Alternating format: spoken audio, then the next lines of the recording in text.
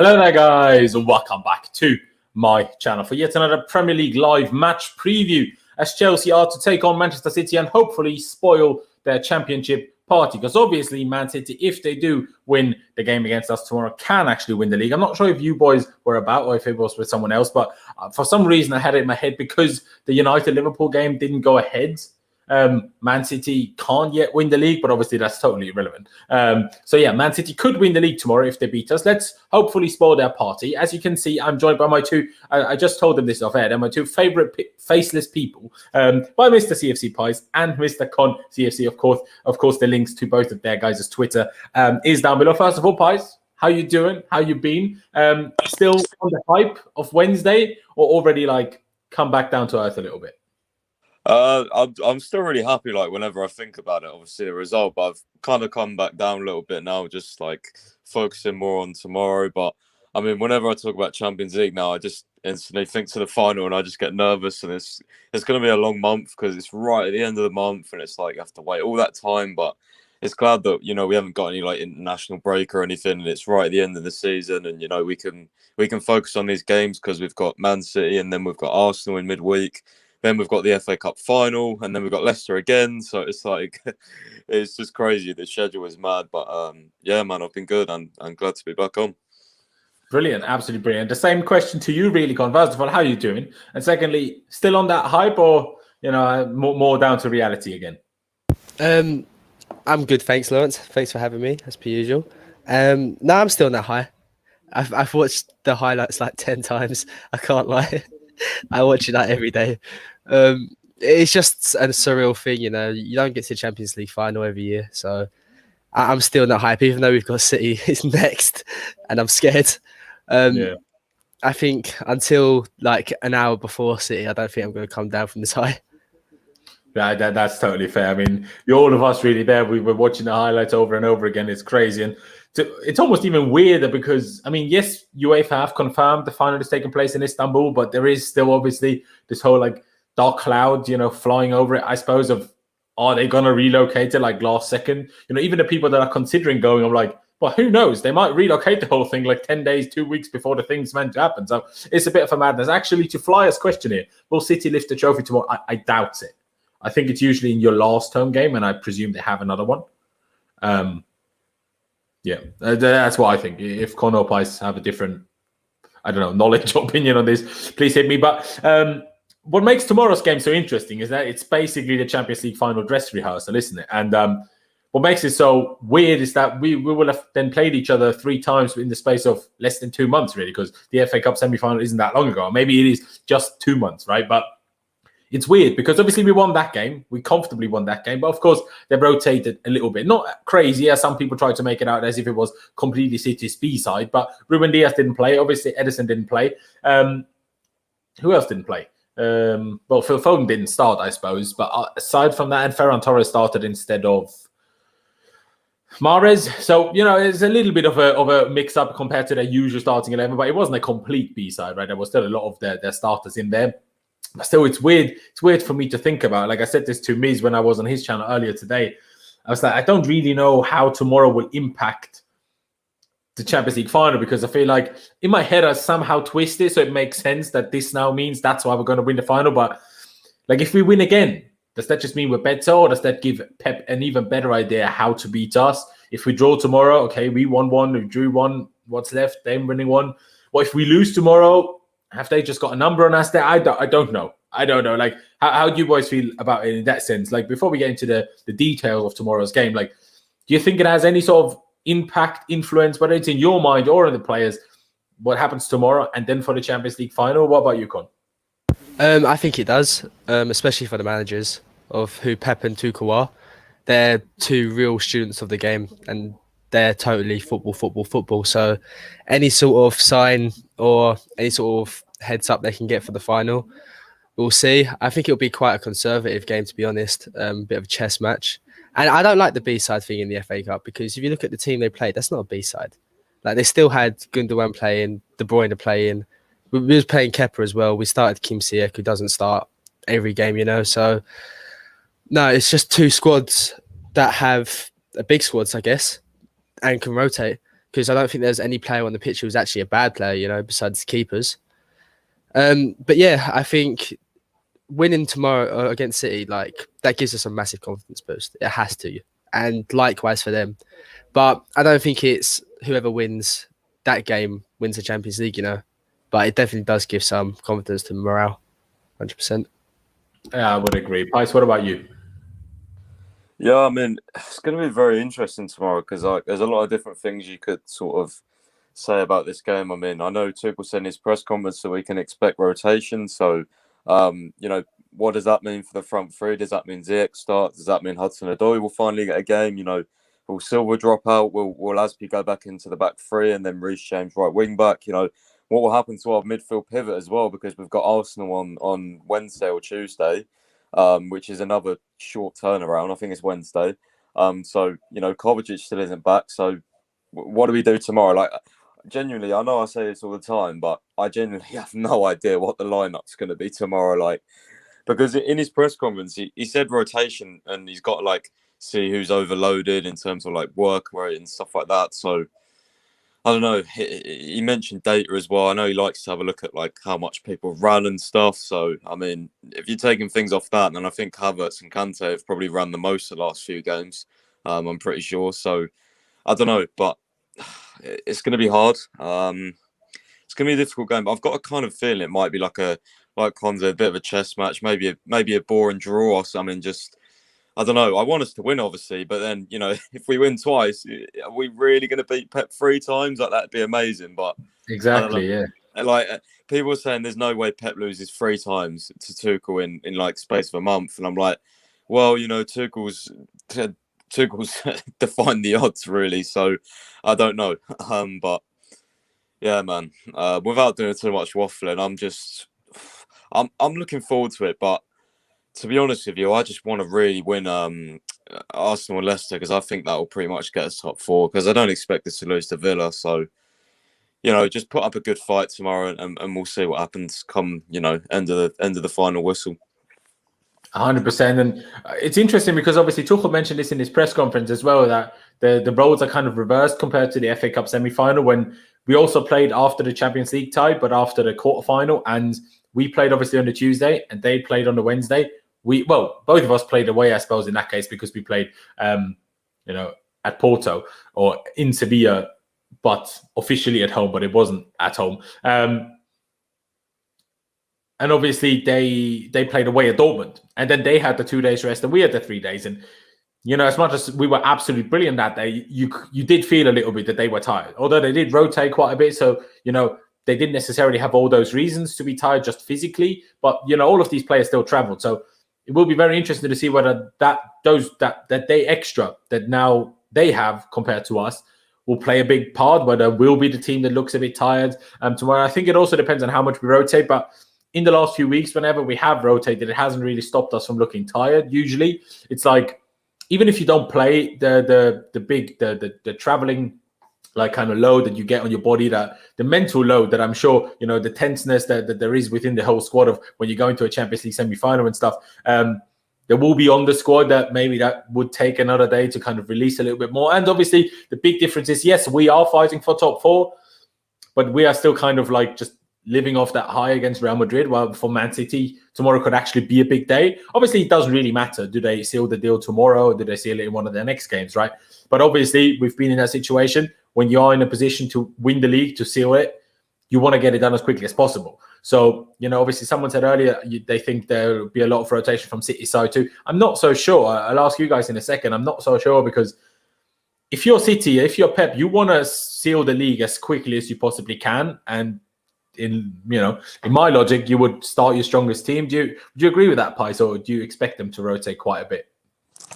No, I think from Pep's press conference as well, he was like hinting that he just really wants to win the league. So I'm expecting a full strong 11. I'm not sure about their injuries, but I'm pretty sure everyone's pretty much fit.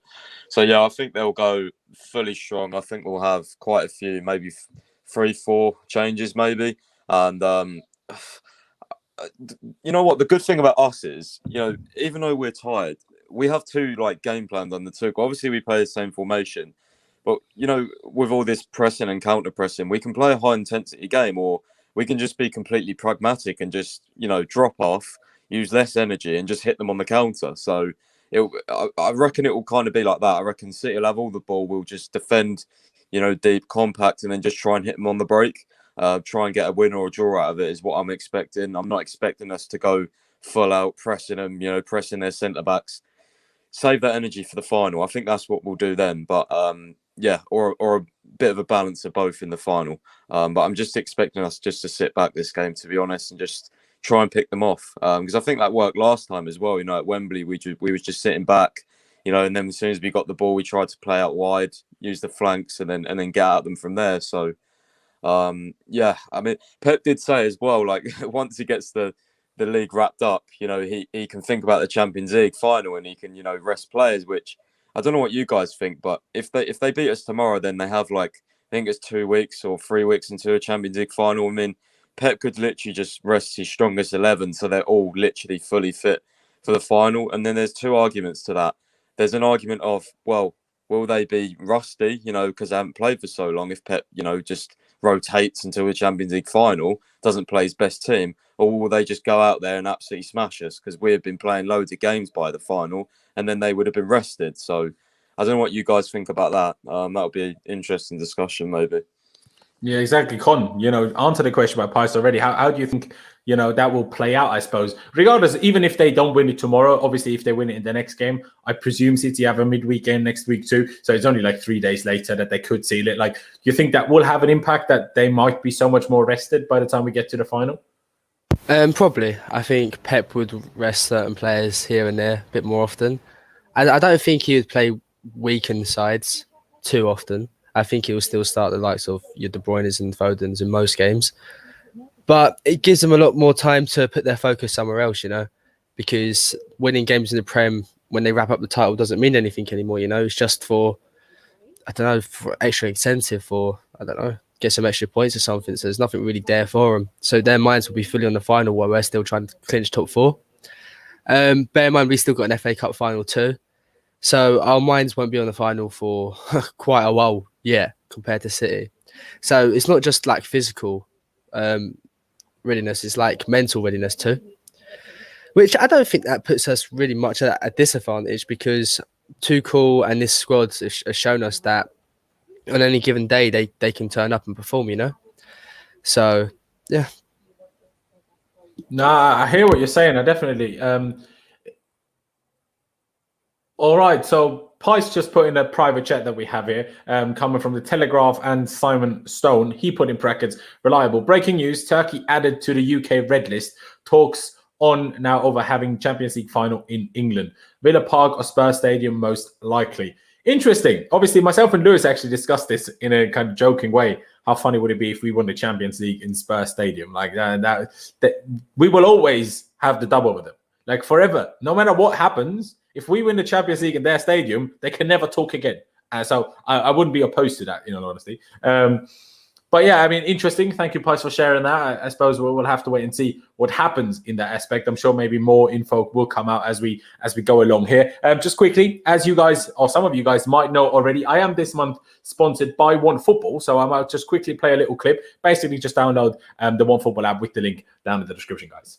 I want to say a massive thank you to OneFootball for partnering up with me and sponsoring my channel. Like the name suggests, it's a football app. And trust me, it's one of the best ones out there. You get all the latest football news from pretty much every single team and league all around the world. Team news, live score updates, league tables, fixture lists, everything you could possibly want to know in the world of football, you find it right there. Never want to miss out on any news surrounding Chelsea again? OneFootball has got you covered. As you can see on screen now, all the news is all there in one place. Whether it's the latest injury news, articles before and after games, or of course, transfer rumors. And with the transfer window actually opening and coming up soon, as well, you'll definitely want to make use of that transfer indicator, which not only tells you about all the rumors out there, it also tells you how likely a certain transfer actually is to happen, which is definitely quite handy during a very busy transfer window, which could be on the horizon for Chelsea. And like I said, it's honestly a brilliant app that I can only recommend downloading with the link down in the description below. And downloading the app with my link also really helps out my channel. And I want to say it again, I really appreciate them sponsoring me. And like I just said, it's a brilliant app that everyone should have on their phone. And all it takes is literally a few seconds to click that link down in the description below. Doesn't matter whether you're on iPhone or Android, and download the app right there with that link. So again, go down below into the description and download the OneFootball app with my link right now. So while that clip was playing, I was just quickly taking a look at what Pys was referring to. And, it's weird. It's interesting to me because Turkey are in a national lockdown, right? We know that. They started that like a bit over a week ago. But they are going to get out of that lockdown before the Champions League final, like a week or so before. So I'm like, well, if like a lockdown usually does lowest case numbers, then even if they're on the red list now, by the time we get to the final, they might just not be. So it will be very interesting what will happen there. Will they actually, relocate the Champions League final? I suppose it will be interesting. I'm not really sure. Does it make it more difficult or easier for me to get hold of a ticket? I don't really know. But for me, as living in Austria, it's better to be in England or in Turkey. I don't know. So I don't really know. But just quickly to get back to the point that we was discussing a second ago in terms of, obviously City possibly winning the league tomorrow. I think there's two ways of looking at it, really. Obviously, one thing that Con mentioned is that we won't have time or won't be able to even think about the Champions League final for a while yet. We have an FA Cup final to come. We have a top 4 to secure. And in a way, I think that could probably be a good thing. We know that Pep, the bigger the game gets, the more likely he is to overthink things. And if you give Pep nearly a month to think about a game, you never know what could happen. Do you know what I mean? Plus, well, it depends on how City do it, I suppose. But if they rotate heavily after winning the league and basically don't play any of their strongest players until the final, that could be almost an advantage just because they could almost get rusty, if that makes sense. But, Pep is a smart man. He would probably give them a rest for 2 or 3 games and then on the last game probably play them all again. And then they have a week off until the Champions League final. So it's an interesting one. It's definitely an interesting one. What I want to get to, first of all, quickly just round up the press conference. Wasn't the most exciting of all time, but basically Tuchel wasn't sure whether it would have much of a hint or an implication for the Champions League final itself, whatever happens tomorrow. But he did say Mateo Kovacic is still out. He might be back for Arsenal, but he's probably more likely to be back for the FA Cup final against Leicester the weekend after. Aside from that, we have everybody fit. Presumably, at least he said there's another training session to come. We'll see if there's anybody overloaded in that. So we'll have to take a look at that. But now, with all of that said, do you expect, obviously we expect some rotation, and he said, there might be some rotation in that. Do you think there's a crazy amount of rotation, or do you think it will be like 3 or 4? How do you think that will go, Con? With Tuchel, who knows? Who knows? I could see Ziyech starting. I could see him coming in. Maybe Havertz gets a rest. I think Pulisic might start. See, that's the thing. We've got such a good squad in some areas, rotation isn't even an issue.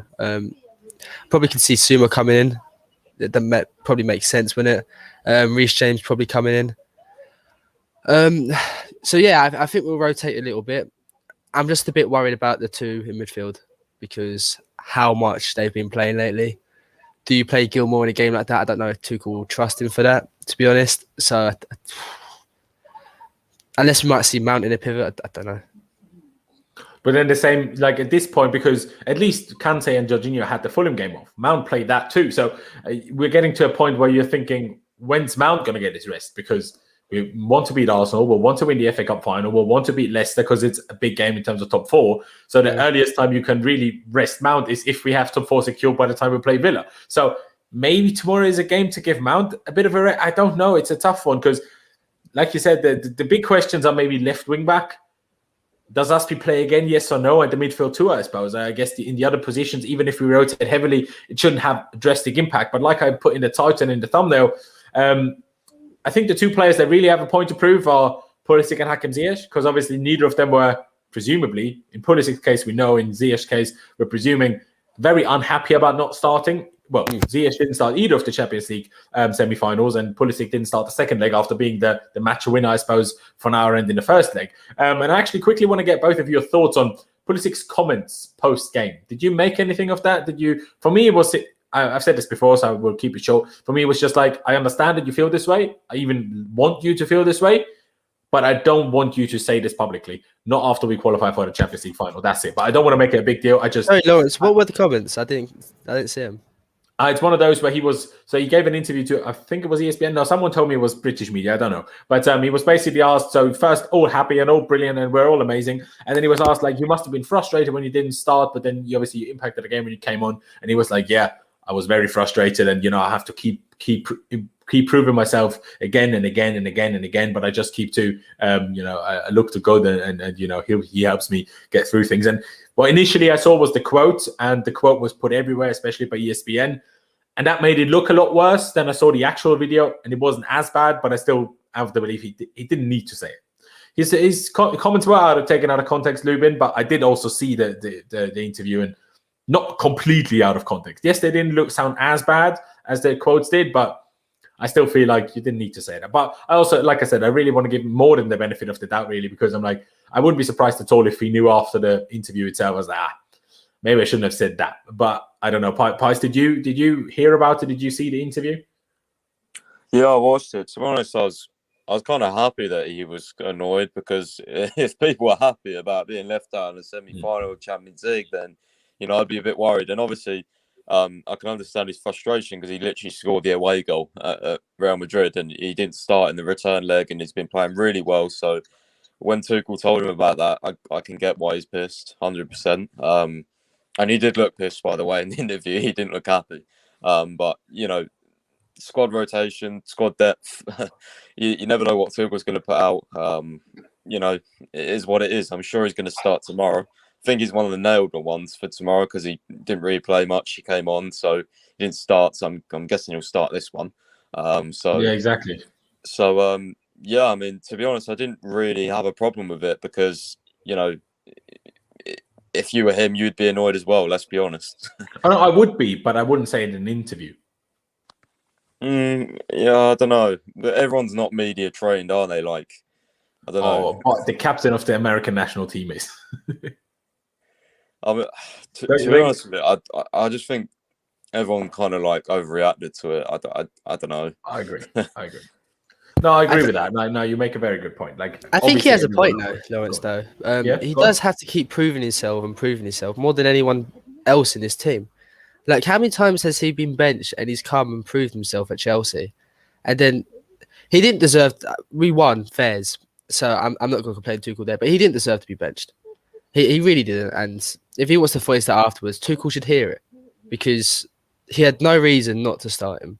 I think we still win that game. We probably win it by more if Pulisic starts, in my opinion. So I think he has every right to voice his thing publicly, to say he's pissed, man, because Chelsea had the advantage because of him, in this leg. And I'm getting kind of bored with how he gets treated sometimes at Chelsea. Like, I don't see how he can be he's our best attacker. I won't have it from anyone. He's definitely our most efficient. You could argue with him a mount for the best, but he's our most efficient for sure. Well, he came on and he got an assist within 15 minutes. So I do feel for him, because more than any other attacker at Chelsea, it feels like he has to keep on proving himself, and he had no reason to need to prove himself. Like, he was our best player in the first leg, besides N'Golo, and when he came on the second leg, imagine if he started and he played like he did when he came off the bench. Like, Madrid would have had like 3 red cards. So it's hard. If you put yourself in that shoes, you don't, like, obviously you could be 100% spot on that it could have been an even easier win for us with him, but we don't actually know that. What we do know is the front three that started all played really well, and I don't think he was yesterday or against Madrid. He was dropped in a sense of, I don't believe you could do it, or you need to prove yourself again. I think it was simply a tactical choice. Pulisic doesn't offer what Mount does. Pulisic doesn't offer what Havertz does. Pulisic doesn't offer what Werner does. And I think Tuchel just wanted to pick those 3 for what they do rather than what Pulisic does. And, if you see how much better we defended set pieces compared to the first leg, you could even say, and how many of those Havertz cleared, you could say he was spot on with playing Havertz over Pulisic. Yeah, you could say maybe Pulisic should have played over Werner, but Pulisic doesn't make those runs. Pulisic's hamstrings cannot sustain making run after run after run like Werner does. So if you want run after run after run as the manager, you need to pick Werner. I get that, but when you catch a team in transition, you want out of any player from Chelsea, you want Pulisic to be leading that counter on the ball, because he will make the best final ball. He's probably the most reliable in front of goal when he's on form. So I don't know. I do feel for him. Like all week, I 100% agree. Obviously, I hope people don't get me wrong here. I totally understand his frustration. And like I said, I feel his frustration too. And I thought as well when I saw the lineup, wow, I didn't think Pulisic wouldn't start. I really didn't expect it. But I just think in hindsight, like if he came on a 2-0 or 3-0 and he did nothing anymore, I totally get it, even to say it in an interview. But he came on and was decisive as well. So I don't think it's a position. I think it's just slightly egotistical. When your team has qualified to a Champions League final, that you're more worried about you not starting, that shouldn't be your main priority, in my opinion. I don't care who you are. Doesn't matter who you are. One thing you got to take into account, right? He was saying all week how excited he was for this Madrid game. He's 22 years of age. Like, it's first time he's been in this position, right? He wants to play. Like, he really wants to play this game. And he's played... Kai, you didn't hear Kai moaning about it. And Kai didn't start the first leg. Kai doesn't have a right to, though, because Pulisic has been our best player for the last month, I mean, maybe so, but Kai's the dude we signed for God knows how much money to be the man last summer, really. So, obviously, yes, you make a good point. He hasn't been quite as good, but he's also not been quite as injury prone. So, not starting Pulisic, can have various reasons. So, I don't know. Again, I don't want to jump on his back heavily at all. I just think I say that, believe that, go to the manager and tell him privately. There's no need to say it in an interview, in my opinion. I didn't think it was necessary. But let's not get too hung up on this conversation because let's just focus on tomorrow. Let's focus on tomorrow's game where he will start. And I will do something different where I can share the screen, Chrome tab, this. Here we go. So now you can all see this, I presume, right? And we're all on the side, which is lovely. So this is what we have on screen. In terms of getting to the team that all of us would like to see start the game tomorrow. Presumably, we're going to start in a 3-4-2-1, as I've put it up there. Obviously, we actually do use a bit of a mix of a 3-4-2-1 and a 3-4-1-2 very often at the moment. So it's kind of both at once, really, almost regardless of who plays. But, I suppose we start at the back. And to be honest, I'll just let you go first, Pys. Tell me who, the goalkeeper is and the centre-backs that are guaranteed for you to start before we get into the ones that are slightly debatable. Right. Okay, so I'm going to try and take, obviously, rotation into account as well. Yeah, of course. So goalkeeper is definitely going to be Mendy, obviously, 100%. Now, this is going to be interesting. The one that's guaranteed for me, I think, will be Aspi at right centre-back for me. I think he's definitely going to come back into the back three. And I mean, should I just give you the whole back three or just the other? Give me the whole back three, and then I'll get Con's back three, and then we'll and mine, and then we'll debate. So I think the other two will be Rudiger at left centre back and Christensen in the middle. Okay, that's what Pys will go for. Con, what about you? Would you agree with those four, shall we say, or do you think it's going to be different? I agree with three. I would take out Aspi, put AC at right centre back, and Zuma in the middle. That's what I feel like is going to happen.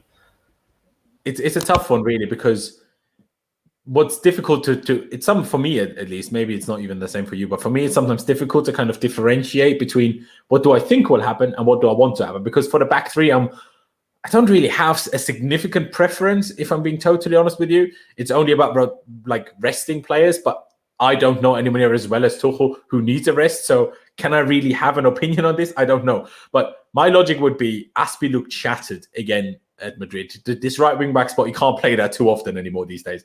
So I feel like him and Thiago will get a rest just because in a way, Arsenal, Leicester again are just more important games and they will probably play all of those three.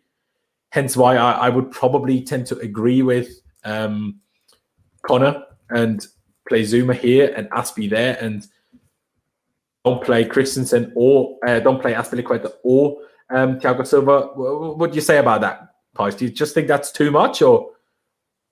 Well, the reason why I went with Aspi is because Tuchel said in his press conference, the reason why Aspi plays a lot is because he can and he deserves to. So I mean, it's the same thing. There's two players that I always say can probably play or most of the time is Mount and Aspi. Just because like Aspi's only ever missed like 4 or 5 or 6 Chelsea games. So just personally, I think he will start. Yeah.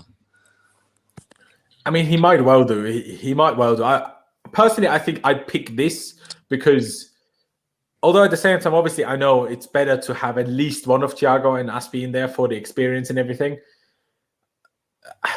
I just don't know, guys. To be honest, I just don't know what Tuchel will do and what makes the most sense. I feel like Zuma will start. I feel like even if Aspi starts, I feel like Zuma will start. I feel like if Aspi starts, Zuma will start instead of Rudiger, and Rudiger gets a rest. I feel like it would be a bit crazy if Zuma doesn't get a game here, in my opinion. Do you see what I mean, Pys? True, but I will be a bit worried if Zuma starts. Not gonna lie, I think he'll get toyed around by City's attack, because especially if they play a false 9, they're going to be moving everywhere, and especially in the middle of centre back. The only time we've had a through ball goal against us was Minamino, and that was when Zuma played middle centre back. He just completely lost his position. So I just hope playing Zuma in the middle doesn't, mess things up.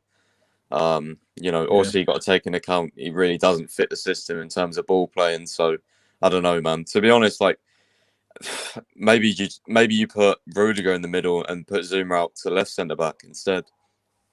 It's weird because I'll get Con's thoughts on this in a second, because for me, I actually prefer Zuma in the middle than on the left, because when we press, right, if we push this up, which obviously whoever the left wing back is, we're kind of shifting to a back 4 like that. And I don't trust Zuma as this at all. And I think in the center, he's much more comfortable. And I believe in him much more, that he can just do his job there. Obviously, against Minamino, you're right, against Southampton. That's a long time ago now. And he's also had very good games in that position, including, for example, against Atletico Madrid. So it's not like, he hasn't had any games where he did well in that role. Do you see what I mean, Connor? What would you say? Do you prefer Zuma in the middle or on the left? No, yeah, I prefer Zuma in the middle.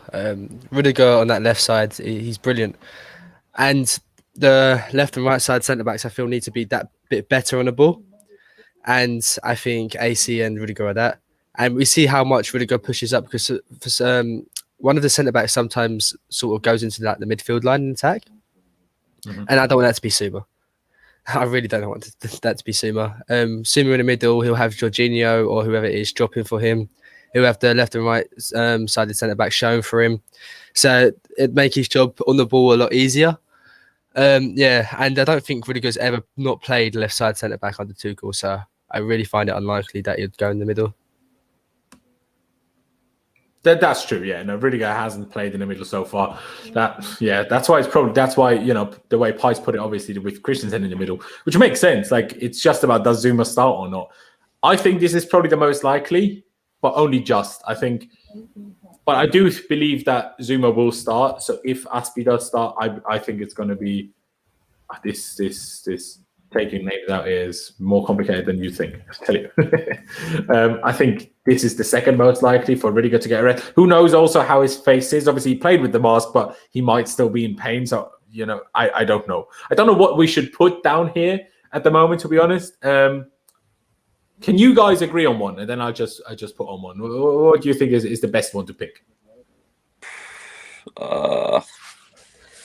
I'm really not sure. That's just so hard. It really is. It really is. I don't know. It's just Aspi. He just looked so tired, and I'm just a bit worried about him, because we need him for Arsenal, in my opinion, at least. Well, but at the same time, it's like you could probably rest him against Arsenal. We're fine. Yeah, see, that's exactly what I was saying. Like, to be honest, man, Arsenal's so bad. Like, I genuinely play the kids against Arsenal, and they could probably win. So, like, you know what I mean? Yeah, it's weird, because my only logic for this is that even if we play our best team, there is a chance we lose tomorrow. If we play our best team against Arsenal, the chances of losing are significantly smaller. They're still there. True, yeah, that's true. That's kind of where I'm getting at with that. Yeah, it's true. But it's just what Tuchel said in his press conference. He was like, Aspi can play all the time. So to me, that means, he's not dropping him unless he's got an injury. You know what I mean? And he was like, he needs to be out there. He deserves to be out there. So if Aspi don't start, I'm going to be like, right, what's going on? Because what Tuchel said in his press conference was just, Yeah, and I am worried about Aspie playing all the time as well, but I don't know. I just think he will. I think he will start. Okay, I hear that. Maybe he will. Maybe he will. But then, so because you would also say, what game is there that he can physically be rested? Until Villa, if we have top four sealed up by then, because you'd want to play him against Arsenal again, wouldn't you? So just for that logic, I'm going to put that now, even if Tuchel might not. Do you see what I mean? But Laurenz as well, against Arsenal, you could do literally anything. You could do Rudiger, Silva, AC, and then play Hudson-Odoi or James right wing back and just destroy them down the flanks because they ain't very good down there. So, that's what I'd prefer to do anyway. I think I would play Aspie in this game and then rest him against Arsenal. Okay, Con, myself and Pies have gone back and forth for a minute. Have you made your final decision what you would do? Probably lean towards what Pies is saying Aspie will start. Okay. I think he's one of the few players who's got that engine, I think twice. And then do you think Zuma will be left centre back, or do you think it will be Rudiger and Christensen? I think Rudiger left centre back 100%. Okay.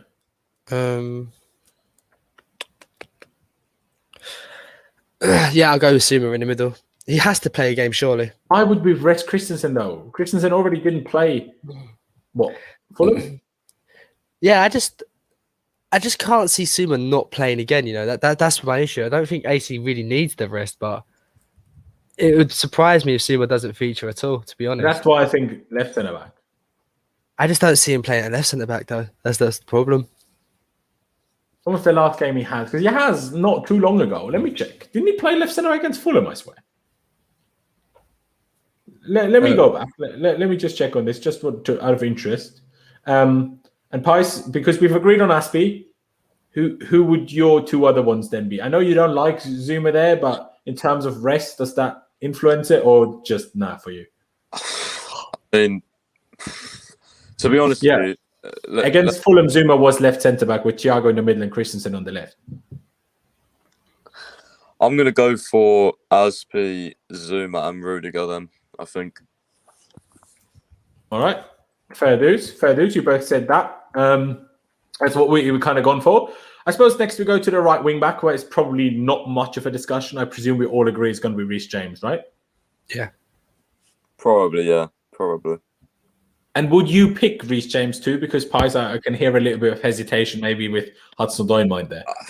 Well, no, I think he will pick Reece James, and I would as well, just because of, I think naturally we're going to just sit back. It's still City, right? Yeah, it's still City. Like, I think James will start. I'm not too sure what's happening with Odoi at the moment. So, yeah, I would pick him. Yeah, that's fair. And then before we get to the left wing back, quickly, guys, if you haven't already, be sure to subscribe. I haven't actually mentioned that yet. So 40 minutes in, get subscribed if you haven't already. We're actually less than 250 away from 10,000 subscribers at this point. So the growth has been brilliant over the last few days. So if you're new here, please be sure to subscribe. Let's hit that as soon as we possibly bloody can. Smash that like button as well. That'd be massively appreciated. And of course, if you want to support the channel, if you want to, drop a super chat, so we discuss whatever you have to say, do so. Of course, you don't have to, but if you fancy it, you always have that option. And then with the left wing back in mind, Con, Alonso or Chilwell? I suppose Emerson is rather unlikely. I'd probably go with Ben. I think Ben's fit enough to play this game and play against Arsenal. And Leicester. Yeah, and Leicester. I just really don't want to see Alonso. I really don't want to see Alonso, man, ever.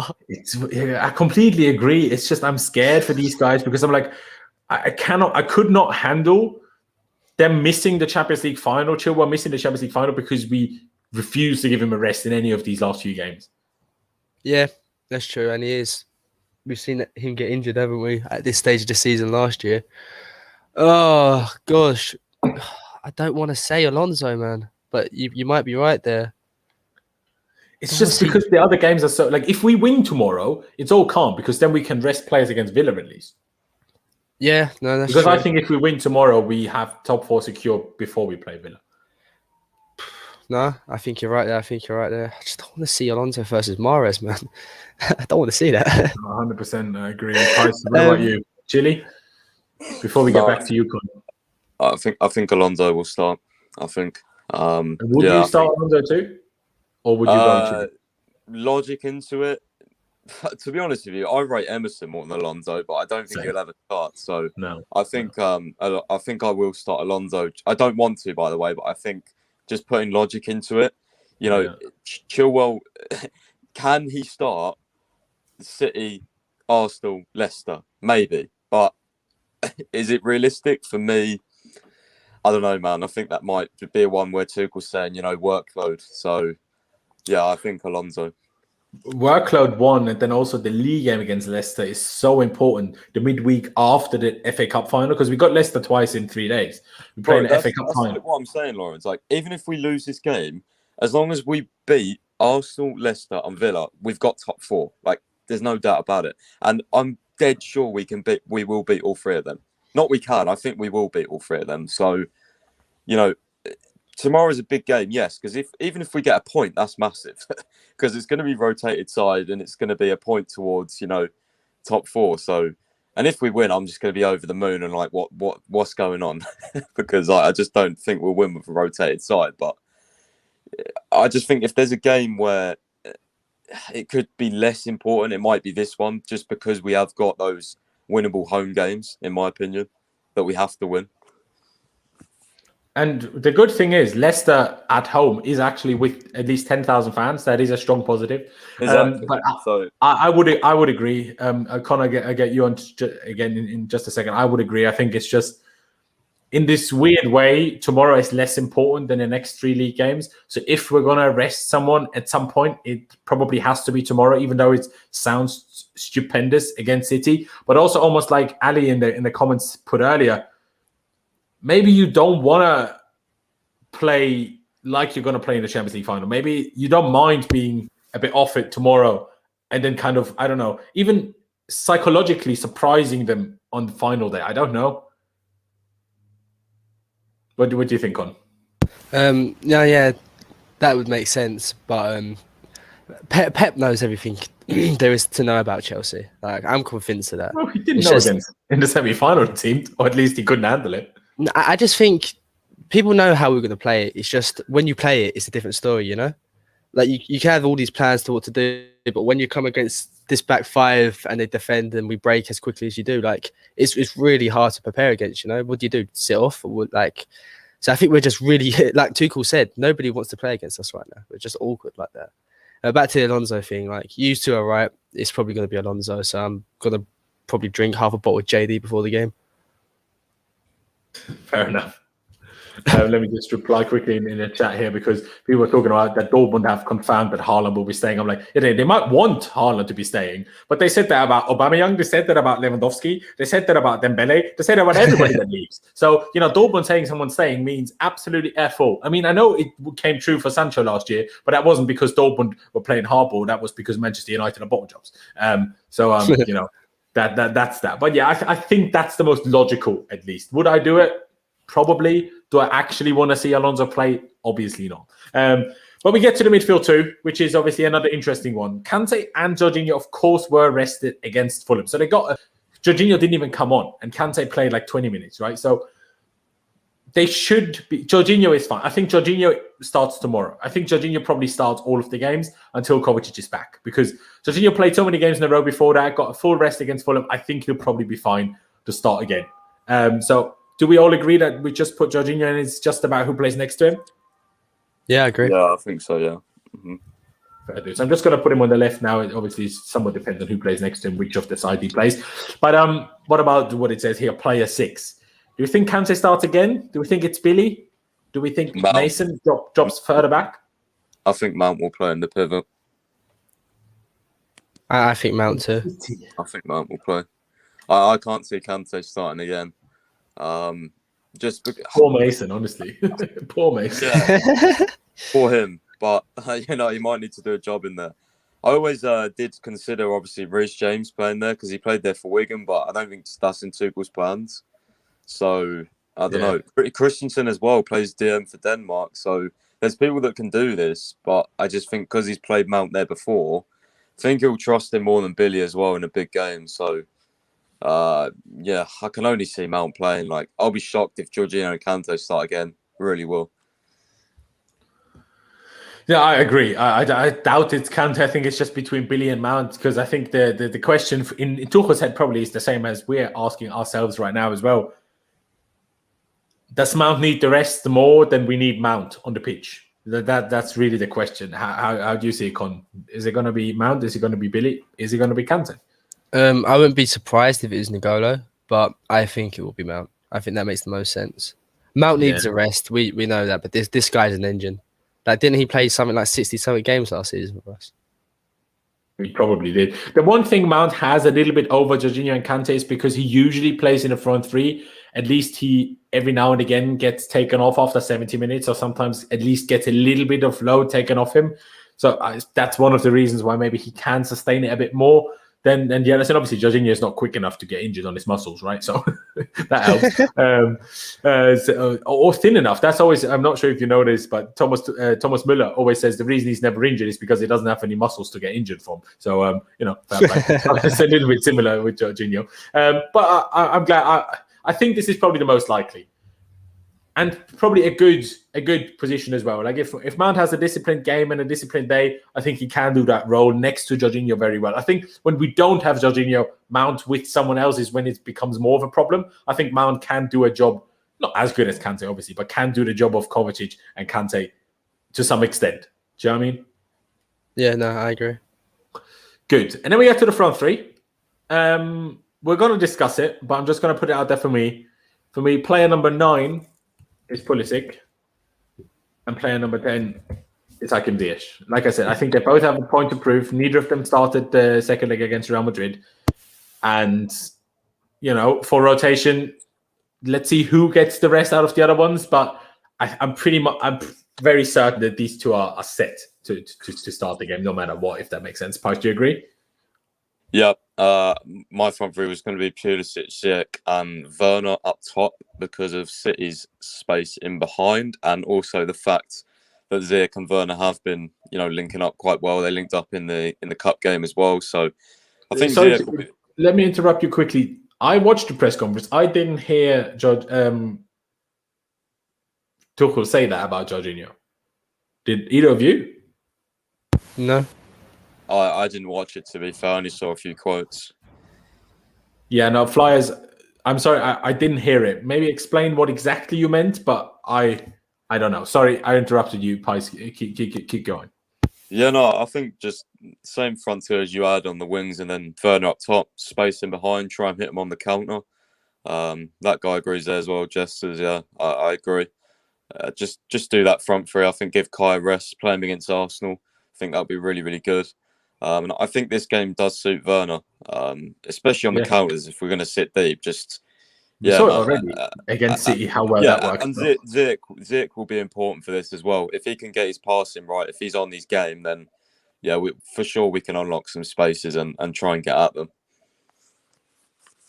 Yeah, I mean, it's an interesting one. Obviously, Jeff asking Pulisic has a point to prove. No, not a point to prove as such, but he will want to prove a point, if that makes sense. He doesn't have to, but he will want to, if that makes sense. If you understand the slightly different wording there. Obviously, Clutch saying Pulisic and Ziyech don't really work in that system together. Well, we'll get to that in a second, just after I get Con's thoughts on this of who he thinks should be the third of these three. And then we'll get to how I think it works and how it doesn't, I suppose. But Con, Pulisic, Ziyech, we agreed those two, and then who's your third one? As long as you agree. No, I agree with Pys. I think it's Werner. It's a game that suits him to the T, and we saw how effective he was last time we played City. I don't know why people are saying Ziyech and Pulisic don't really work together. I don't really think that's true, to be honest. Because Werner will go out to the left, Pulisic will drop into the middle. So I don't really know why they say they don't work together. I don't think that's entirely true, to be honest. I disagree as well. And also how we will play it a lot is a bit like that. Yeah. And that.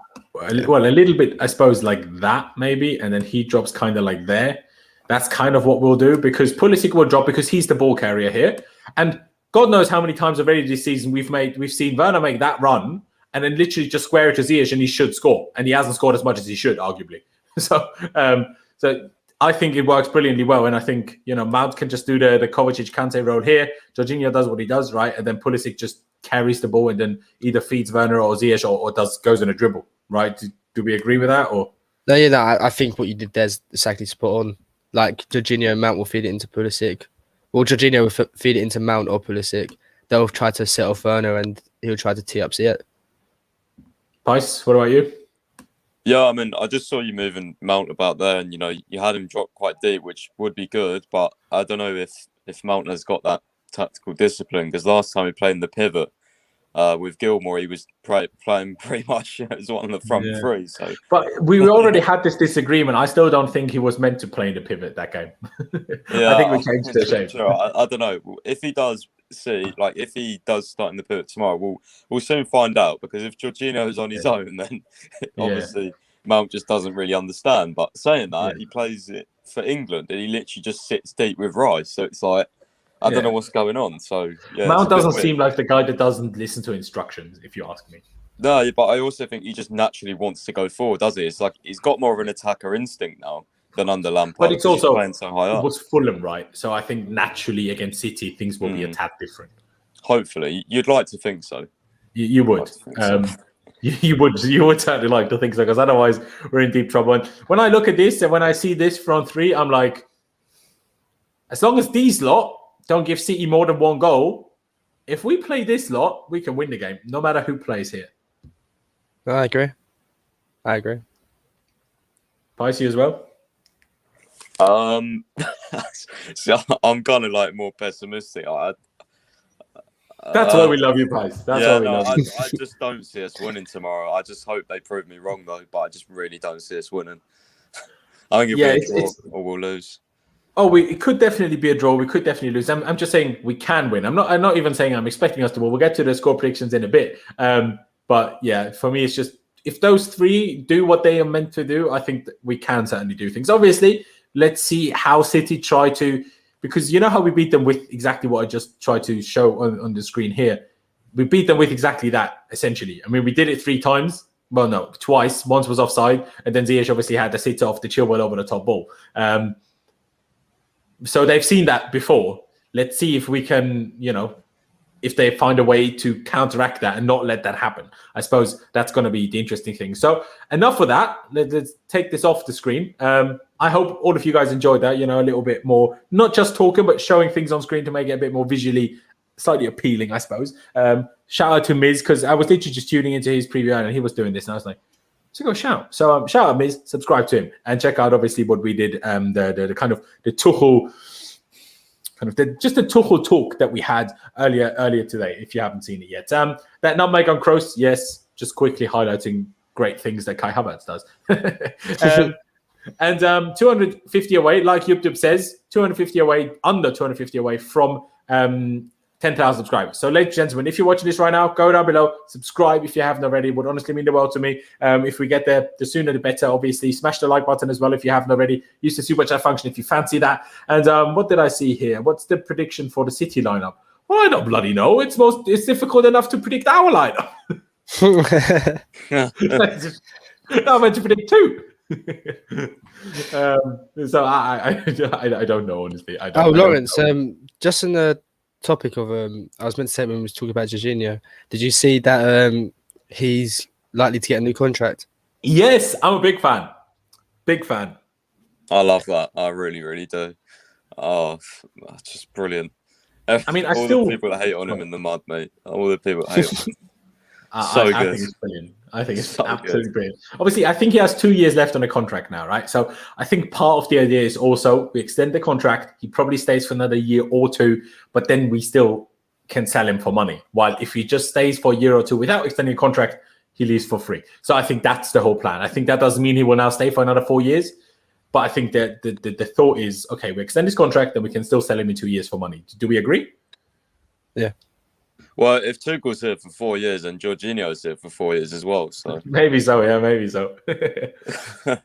mean, you never know what Billy develops into, I suppose, but yeah. It's a tough one. It's a tough one. Actually, quickly, because I saw Pice, because I had a little bit of a back and forth with people on Twitter yesterday, and I saw Pice liking one of the responses to me. Not in a bad way. No worries. But the whole debate, I just quickly want to talk about it before we get onto like the whole, the score predictions, I suppose. Tony Kroos, Mason Mount, that whole back and forth. Bro, Laurenz, I don't understand why everyone lost stuff up, don't you? You love to stir stuff up. No, I'm trying to do the opposite. I don't understand Really? why everyone lost their heads. I don't get it. I was like, there's no way he's going against what every Chelsea fan is like, because every Chelsea fan was like mugging off Kroos, and then you're just like, right, calm down, and everyone's just started attacking you. Yeah, it's true. It's true. Like, I was like, oh no, I'm in trouble. Everyone just bombarded you. It was so funny. I said, oh. But I said this on Mrs. Stream earlier as well, and I totally admit, because obviously he has a podcast with his brother. His brother Felix Kroos plays in the second division of German football, like in the second Bundesliga, and they do a podcast together, and it's actually sick, right? Obviously it's in German, so you guys won't be able to listen. I understand that, but from that perspective, I know him a little bit, and you know that he loves taking a piss a little bit. But also that's why I'm so surprised that English people flipped so much, because that type of response is so typical English humor. I don't understand why people got so triggered at it. And what I didn't like is holding like, he needed to go to hospital after getting so drunk after the Champions League final against us. I'm like, he shared that on his podcast. That's not like the media knew. He shared that on his podcast. I'm like, I don't like it when you hold, maybe because I'm a content creator and I wouldn't like it if I say something publicly and then people start holding it against me when I provide content. And that's kind of what he did. He just shared this story because it's funny. Because the whole story was like, he was obviously off his head, and his wife's like, he said, I think we need to call an ambulance here. And she's like, no, but we can't do that. The media might see things like that. So it was a funny story. And I didn't like the fact that people like holding that against him. We're like, that's why footballers don't give us anything. Because the second they do, we take the piss out of it. That's why we don't get footballers being more interactive with fans. And I don't like that. I want footballers to be interactive. Do you know what? I kept quiet on that. I saw it all like unfold, that Chelsea fans. And like, as much as I think it was a bit, from Kroos, a bit salty, going at a 22-year-old Mason Mount fairs. I wasn't a fan of the people mocking him at his lowest, at that point. It's like, he might be a bit of a knob at times, but he's still one of the greatest midfielders of our generation, easily, So I think, I don't know, like he lost a Champions League final at 22 at his own stadium, man. Like, imagine people mocking Mount in like years to come if we lose against City. We'll be like, oh, sharp, he was 20. Like, do you know what I mean? Like, we wouldn't like that, innit? So it's like. And he won it the year after, and the World Cup the year after that. So do you know what I mean? Like if you're going to reply, like. Stand on when he talks to anybody. Like, if you're like, oh, we're playing him can at his pocket and stuff like that. I thought that stuff was funny. Like, it's a bit of banter backwards, isn't it? But like, the mocking the drunk bit, it's like, come on, man. Like, you shouldn't get that offended. Like you said, it's a bit of English humor. There's like your first final, like, oh, someone's a bit salty, like cry a bit more, sort of thing. Like, so. Yeah, I don't know. Obviously, we'll get Pice on it now because I know he slightly he definitely disagrees with me and slightly disagrees with you, Con. For me, it's just like, I didn't think Kroos' statement in the press conference was anything bad. Like, he was asked, like, are you losing? Like, basically, are you losing sleep over any of these players? And he just said, no, I've never lost sleep over any player. But they're a great team together, and and they have pace up top, and they're super solid at the back, and they play together, and they're a strong team and a strong opponent. So he wasn't mugging anybody off. Hence why, and I know Chelsea fans won't like this, but if I disagree with any commentator, I actually disagree with Mason's, because Kroos only responded to Mason, who started taking a piece. Well, because I don't believe that Kroos in his press conference said anything that's wrong. And I would expect any of our... Imagine Mount was in a press conference and he was asked about Real Madrid, and he was sat there saying, yeah, Tony Kroos, I'm losing sleep over him every night. That's not what you want to hear, is it? That's a good point. That's a good point, actually. But Mount obviously meant it in good tongue-in-cheek and good humour. But that, I also think, Kroos' response was in good humour. But then someone made a fair point to me, yeah, but all the mugging off of Kroos is also good humour. I was like, fair point. Then I deleted a couple of tweets. Oh, fair. I didn't really think of it that way. So fair dues. But Pice, tell me why you disagree. Well, I mean, I think it's just social media. Like, the reason why I was like, just funny, like what you were saying are, it's not a deep Kroos and all that. I was just kind of like, Well, social media, Chelsea fans are just always going to defend Mount, especially because he's like one of everyone's favourite players. So I was like, I don't know. I thought it was just natural to defend him, to be honest. Like, yeah, I didn't think it was that deep, but like at the same time, Cruz, it's just social media. As soon as there's a tweet come up like that, especially because like players don't really tweet a lot, you know what I mean? Not like them. You don't really see those sort of tweets very often. And then you had all the rival fans replying like, "Oh, Cruz, you're a legend" and stuff. So I thought it was going to be natural for all the Chelsea fans to be annoyed with him, whether or not it was, in bad taste or not. It was just it's Twitter, you know what I mean? It's going to happen. Yeah, no, to me, like that is fair. That is fair. I just think some of the taking the piss was like that. I didn't see why, like, mug him off, and that's why I retracted some of my statements at the time on Twitter.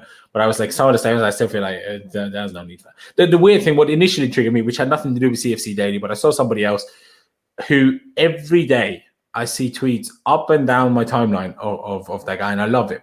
But up and down, he's talking about mental health and this and that, and then I'm like, and then he tweeted this like Toni Kroos, being so disappointed after losing the Champions League final. He drank so much he needed to go to hospital. I'm like, so you're talking about mental health and you're taking a piece out of that? That doesn't make sense to me. Laurenz, you know what? That point is actually so spot on. Like people always go on about mental health. I don't know, many people do. I suffer with it quite badly at times. So that's why I didn't find, that joke about him getting drunk funny, because you're mocking mental health, because everyone's says, oh, we should do more for mental health and treat people like that, blah, blah, blah. But then you go into that, do you know what I mean? It's the hypocrisy of it, isn't it? Like banter's banter, isn't it? If you want to make a comment about him being in Kane's pocket or something, fairs. If you want to make a comment about him getting like triggered over 22-year-old Mason Mount, fairs. But like, why are you talking about his mental state for? Do you know what I mean? Like, I don't know. People always take it too far, don't they? That's the problem. It's always too far. That step too far. That's what I mean. Like, that's why it depended to me almost who said it. Like, if someone that I know always takes the piss out of everybody all the time, I wouldn't have had a problem with it. But because I saw this one person, basically, who I usually see tweet about mental health, like, oh, everything's important. And then that's why it didn't make sense. Well, for someone because I'm not telling everybody needs to be advocates for mental health. Like, there's so many problems in the world.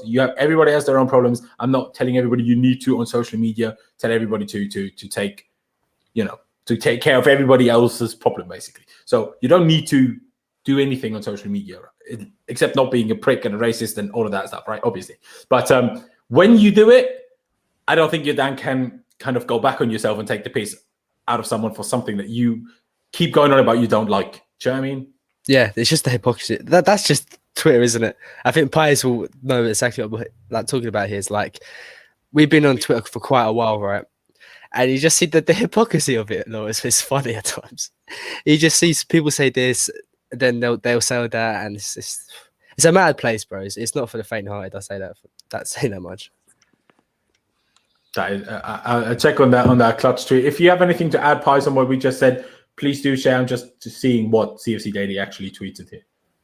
No, yeah, like I agree with Connor. I'll make an example that or a reference that you'll understand as well. It's like quite a while ago when towards the start of last season, when Lampard even first came in, a lot of people didn't really rate Mason Mount, and I tweeted and said multiple times that I thought he was average, and then these guys would call me plastic and idiot and all that. But then at the same time, I would go on their profile and then they'd be like, oh, well, Alonso's crap, get out the club. So I'm just like, what's the difference?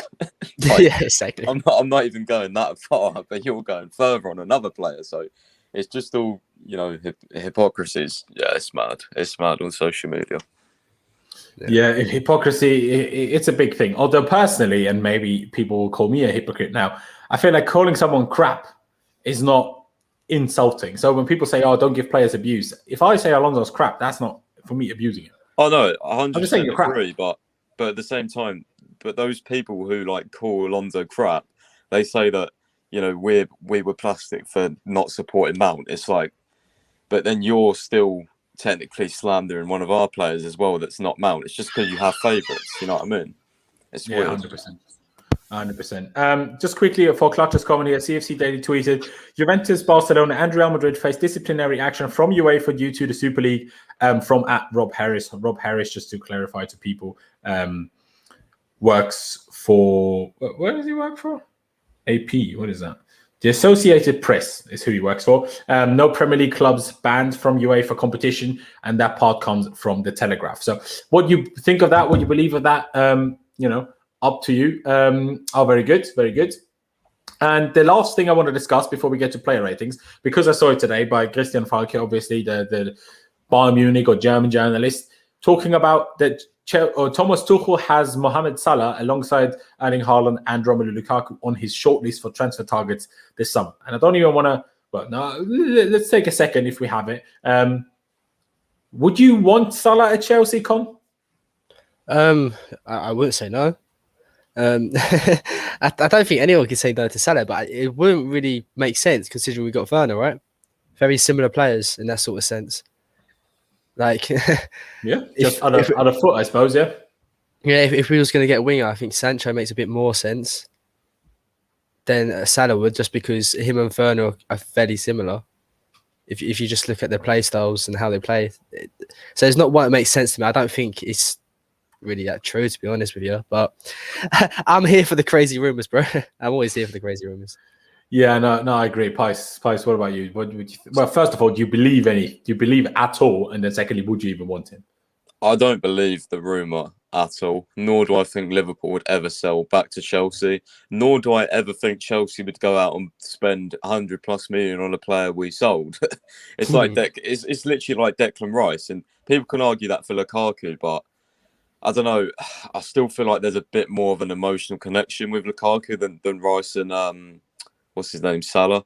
Like I just feel like the club like him more. I don't know why. I get that vibe because we've been interested in, like, when Man United and stuff like that, we tried to buy him back. So I think there's more of a long-standing interest. But I mean, if Salah did come, I mean, if we want someone to put the ball in the net, he's the man. You know what I mean? Off the right or up front. 20 goals in this season, 20 Premier League goals. His lowest was 19, which is absolutely incredible. But I don't think it would ever happen. And I just think, thing is as well, you got Sancho who's like, 21, 22 or something. And he's like apparently going for 70, 80 million this summer. Or you're going to buy, what is Salah, like 28, 29? Is he like something like that? He's going to be, 130, 150. The financials don't make sense to it either. So, I think it's a weird one. I don't know where he's got that from, to be honest with you. Yeah, I mean, he didn't necessarily say it's going to happen. He just said Tuchel would like him, I suppose. But I personally don't, like, obviously on a footballing ability only, yeah, of course you take Salah. But do I actually want him at Chelsea? Not really. To me, he's disrespected Chelsea way too many times. Obviously, there was the whole singing away in Europe going on, which was ridiculous from Chelsea fans.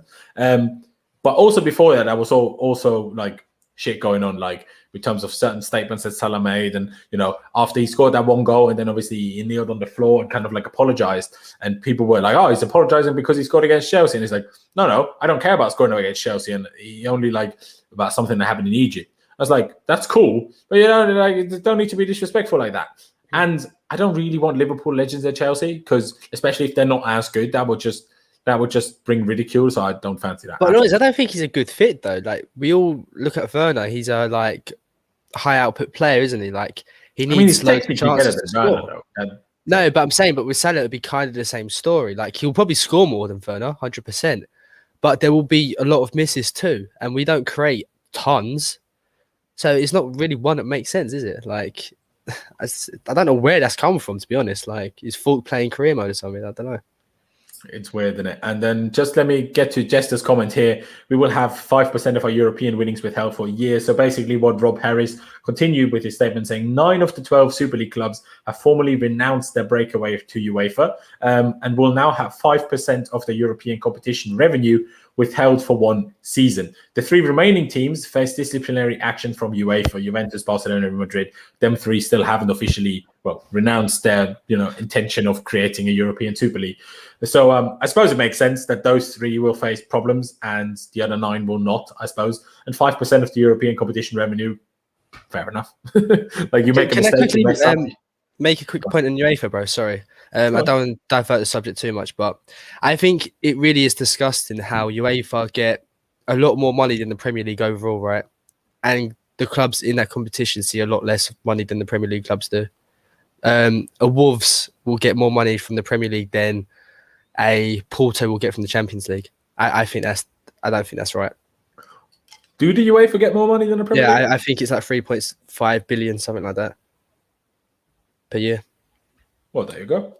Well, I mean, I've always said that's why I was like, when people kicked off about the Super League, that's why I just tried to make the counter argument of, I agree, Super League's bad, but why are you all screaming about bad now? It's already bad because we have UEFA.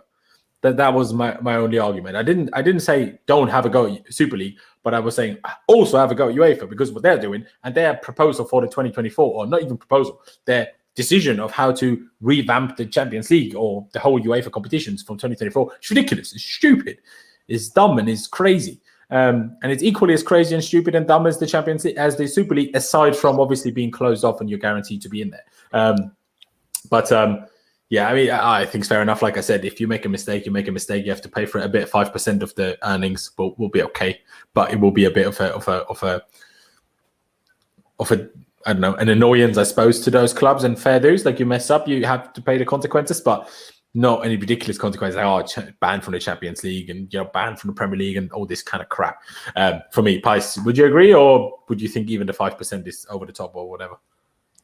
No, I mean 5% nothing. I mean, to be honest with you, in terms of like punishments and stuff, they was always going to do this for teams that joined it. So, I mean, the whole UEFA and all that, I can't be bothered to talk about it, to be honest. Like, I get bored of all this. Like, I don't like the politics, the money. I support Chelsea, man. I like transfers and stuff, but when it comes to the deeper fine details in terms of revenue, in terms of percentages, I couldn't care less, to be honest. Unless it's really affecting Chelsea, then I'll look into it. But yeah, I'm kind of like one of the ones that tends to stay away from talking about it all, if you get that. Fair dues. I mean, we have a couple of people, having a go. I'll just quickly respond to that because, yes, you're right with that. But if you think the Premier League fully allows for everybody to compete for the Champions League, in theory, sure. But in theory, also every team could win the Bundesliga, but they don't. So, it's one of those where it's like, officially, yes, you can qualify. Officially, also 5 teams could qualify for the Super League. But, that's how Paris tried to spin it. And that's what I think people kind of get caught into with, the Champions League's good because that's what everybody's been telling you for the last 15, 20 years. It's not. It's not fair. Some clubs have to play. UEFA have just made this decision that some clubs get 4 direct qualifications and some other clubs have to start in round 1 of qualifications, even though they win the league there.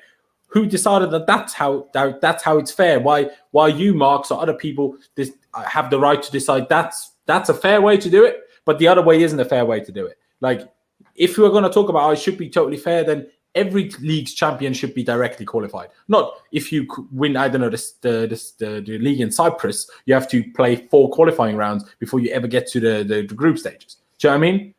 No, I think you're spot on. I think you're spot on with that. As much as like we finished 4th at times, and we've got in Champions League, it's not entirely fair that we get that automatic right compared to someone who actually wins their domestic league. Don't think that's really fair. Exactly, but of course the UEFA want that because who gets revenue? The 4th team from the Premier League, or the champion of Cyprus, or the champion of Armenia, or the champion of Georgia. Do you know what I mean? Who obviously are part of UEFA, even though they're geographically more towards Asia, right? But it's the same logic. Like, it's just any which way. I mean, obviously Melinda says that the Swiss teams are so bad we don't want them in the Champions League. Fair enough. I mean, I could say the same about Austria, but then we have Salzburg, and obviously they do decent every now and again. Even though they still haven't made it out of the group in the Champions League. God knows how, because they always just bottle it in certain stages because they go so crazy. They're like Leeds. But obviously in Austria, they wins them every game. But if you play big teams, that might have super entertaining games like the one at Anfield and shit, but then it kind of, backfires, I suppose. But that's been enough of that. We're going to wrap it up very quickly here. I'm just going to get a score prediction for tomorrow's game from both of you guys. Let me go with you first, Pys. And because I know you will be kind of stuck what you actually think and what your heart says, you can give me both if you want. All right, so heart says we're going to lose, unfortunately, but I don't know. My head, if I'm going to try and be positive, I'll go with 1-1, I think. Yeah. I think if we lose, it'll be like 2-1 City. I still think we're going to score, but I don't know. Yeah, I'm mainly worried about the defense, to be honest, man. Like, too many changes. Like, especially one thing we haven't talked about. Everyone's like, "Oh, Mendy will start." How do we know he's not going to shove Kepa in again? Like, for a Prem game, we just can't clean sheet predict. guarantee. What are you talking about? I don't know, man. I'm instantly adding a couple of goals if Kepa starts. I don't know, man. I still don't have much confidence. There you go. Fair enough. But Con, what about you? I think as much as I worry about how good City are, Thomas Tuchel never fails to disappoint. I'm on a high, so I could be waffling here, but I'm going to go for a 1-0 Chelsea. And I think we'll play well. I think people will notice that, you know what, we're not heavy underdogs in that final. We got a good chance. 100%. I mean, I would agree. My head says 1-1. That's what my head says. My heart says we don't concede shit. So we're going to win 1-0 again. And we're going to win the final 1-0 as well, because why not? What you going to do about it? And Pep will just like rip his imaginary hairs out because he can't handle the fact that he keeps losing 1-0 to us. But personally, I'd be a big fan if it turned out to happen like that. But ladies and gentlemen, if we're going for an hour and nearly 20 minutes, quick shout out again to OneFootball. Obviously, the link is in the description below. Download them, brilliant app. And obviously, as always, appreciate them sponsoring me massively. If you haven't already, be sure to subscribe to my channel. Literally go down below, smash that big ass red subscribe button. We're getting so close to 10,000 subscribers, literally less than 250 away at this point. So literally, we're so close. I can almost grab it. So get subscribed if you haven't already. Smash that like button for me if you haven't done so just yet. If you fancy becoming a member, of course you can do that. There's a link in the description if you're on your phone, or there's a join button underneath if you're on desktop. But yeah, first of all, as always, like I said in the very beginning, massive thank you to my two favorite faceless people for joining me on this preview. I think we had a good chat. We discussed a lot of different things, and I had a good time. Con, Pys, if you have any last words, let me go with you first, Con. Please do share. No last words besides up the Chelsea. Brilliant. Pys, where are you? Yeah, just great stream. Hope we win tomorrow, and hopefully I look like a 4 and I can actually celebrate a win. But yeah, just make sure you subscribe, guys, if you like the stream. Laurenz is really close to 10k, and only a few weeks ago he was on like 9.1, so it's crazy. Yeah, hope you get there soon, and yeah, it'll be great. Just before you cut this off, Laurenz, every time I've been on a YouTube live stream with Pies and he said we're gonna lose, we've always won. So how nice. Let's hope that thing continues. I'm the curse. Let's hope that thing continues. I agree. Actually, I agree. Hey, Laurenz, you're lucky you haven't got me on for a preview for a 12:30, because then we're definitely dropping points. Didn't I have you on once and then we drew or lost? Or yeah. Was it Southampton or something?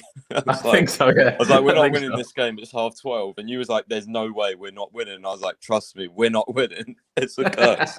Flip sake. But yeah, like Pi said, like Con said, round of all up the Chelsea. Let's hope we can get the win tomorrow. So close to the 10k. Make sure you subscribe. It'd be absolutely brilliant. And hit the like if you fancy it. Let's get to 100 likes right now. There's still enough people here so we can get that done. Go down below, click that like button. And I massively appreciate it. Of course, we'll see you tomorrow. Myself and Pice and Miz will join us towards the end as well for a player ratings live stream. As always, around 45 minutes after kickoff. Not after kickoff, that'd be weird because that would be at half time. After full time, that's when we're going to be here. So definitely tune in for that. If you don't want to miss it, subscribe, hit the notification bell button, and all of that good stuff. Let's hope we can get a dub. Thank you guys for watching. Up the Chelsea, upwards and onwards, and I'll see you next time.